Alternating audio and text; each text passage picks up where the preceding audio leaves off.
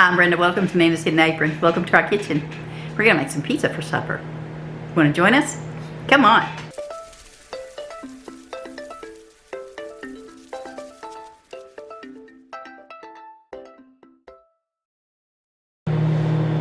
In the microwave, we're melting 3 cups of shredded mozzarella cheese. We're going to do it like a minute and then 30 seconds, until it's all melted. I'm saying we because Tom's here to help me today.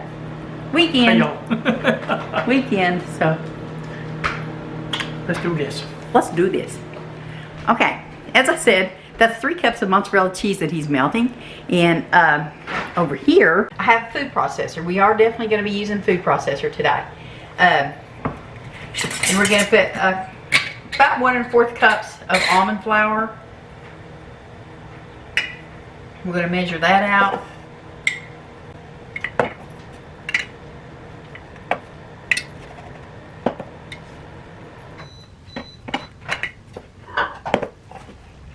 Alright, 1 1/4 cups. We're just going to go ahead and put that in the food processor.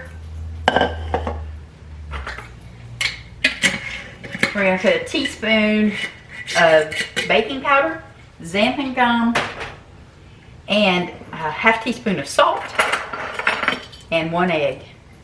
Now I'm also going to put some garlic powder in here because it is pizza, and you know you need that garlic powder in that pizza dough to make it taste delicious. I'm also going to put some Italian seasonings in. So I'm going to put a teaspoon of the garlic powder in, and a teaspoon of the Italian seasoning. Okay, a heaping teaspoon of the Italian seasoning. This is my guard rooster. Don't bother him, he'll peck you. Alright. Actually, that was a ½ teaspoon and a ½ teaspoon. Excuse me. Alright. ½ teaspoon of salt. I just used the sea salt.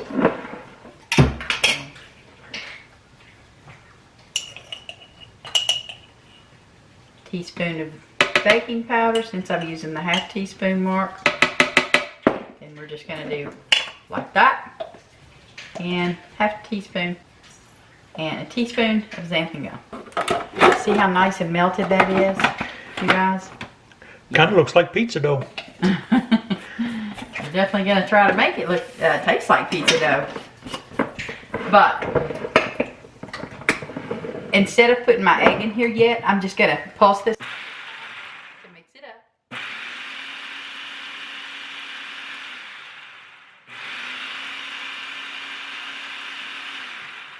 All right.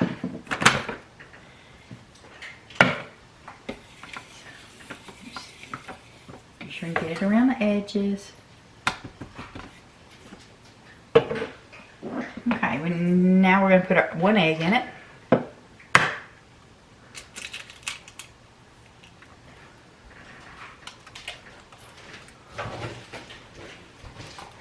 And now we're going to put the mozzarella cheese in. We got the egg in there. Here goes the mozzarella cheese. Uh-oh. Come on out of there. Mozzarella cheese. I got this over too close to the to the cabinets up at the top, so I think we might have to heat it up just a few seconds. Maybe not. No, I think I got it. I think I've got it. Okay. Now let's get that down in there, and we're going to go ahead and turn this on and get this mixed up. Now you're going to let it run until it forms a dough ball.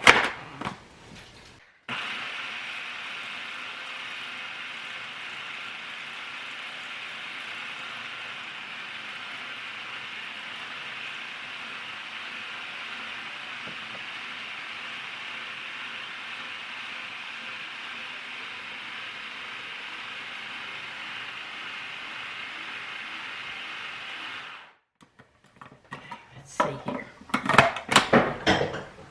That's going to be a wet dough. Just so you know, it is going to be wet.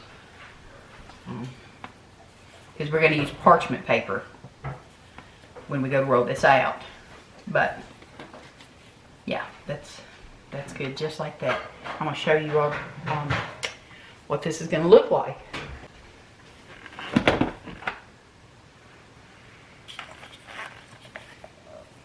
This is what it's going to look like. Like I said, it's going to be a kind of a wet, shaggy type of dough. Now, I've got our work surface ready. What I did was I pulled off some paper towels and got those a little bit wet.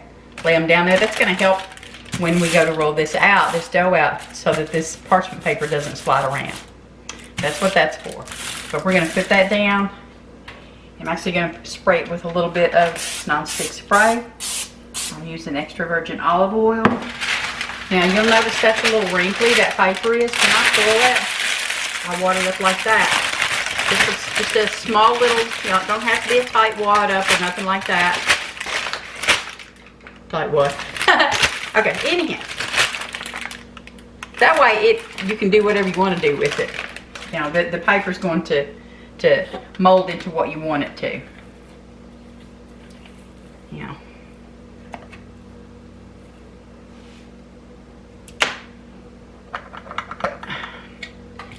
I always have to fight with this.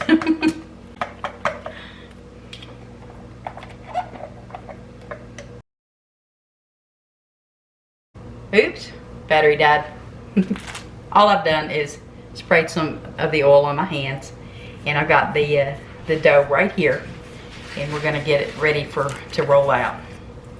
Now I'm gonna use a big pan, so that's how I'm gonna judge you know, how I'm going to roll out my dough.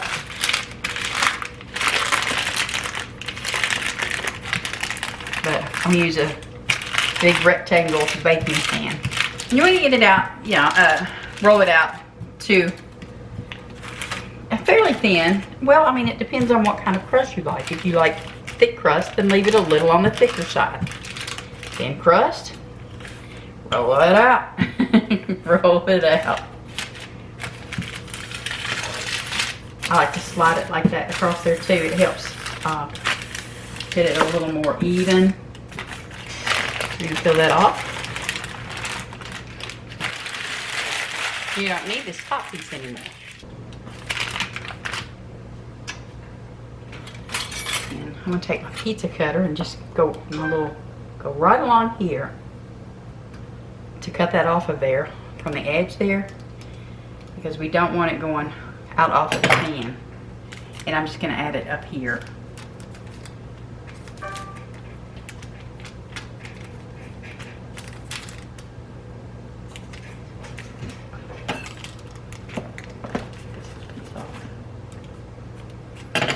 You don't have to do this. I'm just trying to even it out a little bit.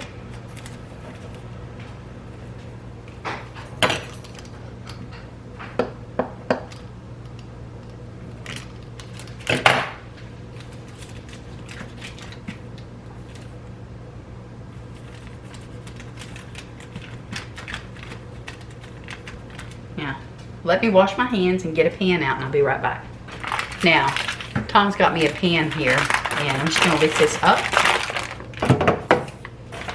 and get it right down on there. Now, you'll see it's a little bigger than my pan, and that's okay, because we'll just fold it like that.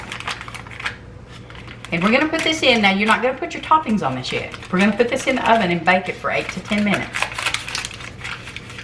at 400. I don't know if I told you all. Preheated 400-degree oven. So, in this is going to go. Let me just show you all this. And I'll be back in just about 10 minutes.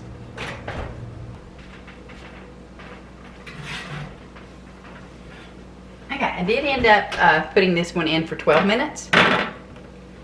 And there was an important step I forgot to tell you all about. Take a fork and, I forget what it's called, poke holes in it. That's about the easiest way to explain it. Just poke it so that it don't bubble up like that. Now, I'm going to step over out of the way and let Tom put the pizza sauce on. Many, many, many years ago, okay, maybe not many, many, many, but several years back, he worked at a pizza joint. And he's going to show you how to do the sauce. I guess that depends on if y'all call 25 years how many minis you put in front of that. But we'll just take the sauce, put it in the middle. You probably didn't do rectangle pizzas, Yeah, did you? we did round ones. We just take the back side of the spoon to a ladle, just start in the middle, and just kind of work your way out with circles. And just add sauce as you need to. Make your circles as you need to. Then just kind of go back and forth with it. It probably worked better with a ladle. I think he said something about they used a ladle. Yeah. But we don't have one that would actually fit down in a jar, right? I know I could pour it in a bowl, but why would you want to do that, right? Now this is the part where you kind of want to make it your own. You use as much or as little sauce as you want to. But you want to make sure you get it good and covered. Smells really good.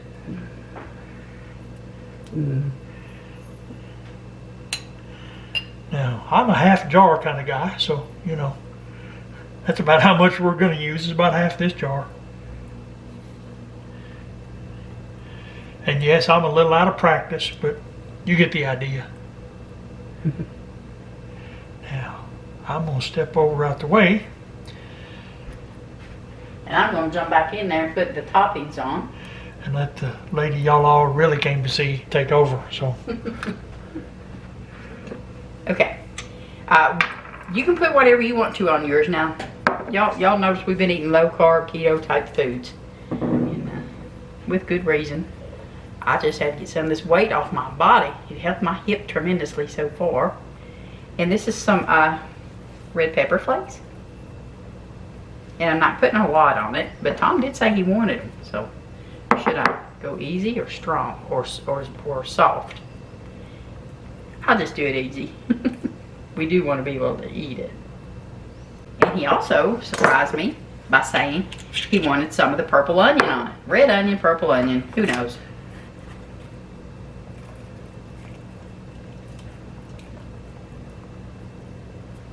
I'm going to go ahead and put some of this, it's Parmesan Romano on before I put the other stuff on.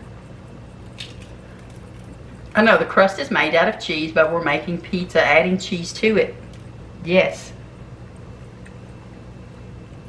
You know, cut your pepperonis if you want to. If you don't want to, just plop them on there. We're using the turkey pepperonis. I like it better because all the grease in the regular pepperoni really bothers me. It hurts my stomach. So, and I don't much like the flavor of it anymore. All right, I think that's good enough. Now, yep, we're going to top it with mozzarella cheese. You already know. What's pizza without cheese, y'all? Dull. That's what it is. It's dull. But now, because your crust is already cooked, you only have to put this in there long enough to heat up any of the meats that you need to heat up and to melt your cheese. And that's it. And you let it sit for a few minutes before you cut into it, so it'll set up. Yeah. All right, and just base it on your oven. However long it's going to take for this to melt and brown up just a little bit. That's all we're going to do.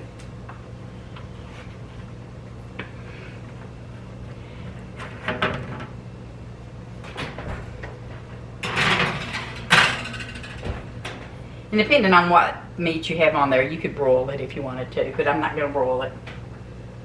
We're going to start with 5 minutes.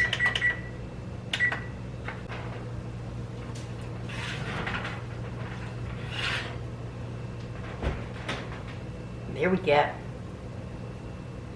We baked ours for an additional 7 minutes in the oven. You can broil it if you want to. It's entirely up to you.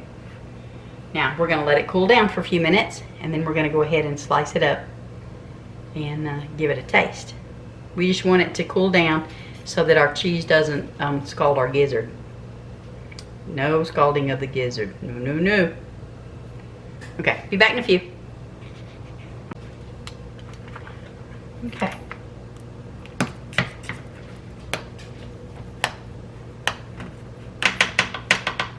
can't get over to the edge to cut it.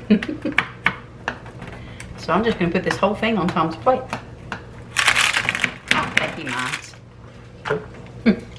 He'd probably say, well, it depends on what whole piece.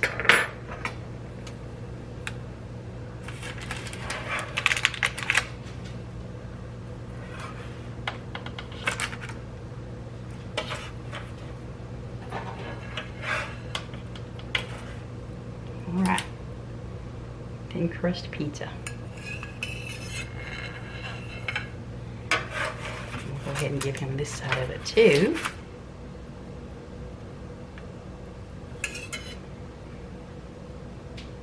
There we go. Let it cool down just a little bit longer, and then let's give it a taste test. All right, taste test time. All right. Is it good? Oh yeah, that's real good. All right. Thank you, babe. You're welcome. Well, there you go. A good, yummy pizza for Sunday. It doesn't take long. I would say it probably took a total of 35 minutes. That's with mixing all of the ingredients. Oh, pay no mind to the dirty dishes sitting here. They'll be gone before you know it. But yeah, from the time it took to mix and make the dough, pre-baking it, and putting whatever we wanted on our pizza, all our toppings, putting it back in the oven. Yeah, that's it. But if you haven't subscribed yet, I do hope that you will. Click the subscription button and the notification bell so that you know every time we put new content on. Hit that thumbs up button. Let the YouTube world know that you like this video. You all take care, and we shall see you the next time. Bye.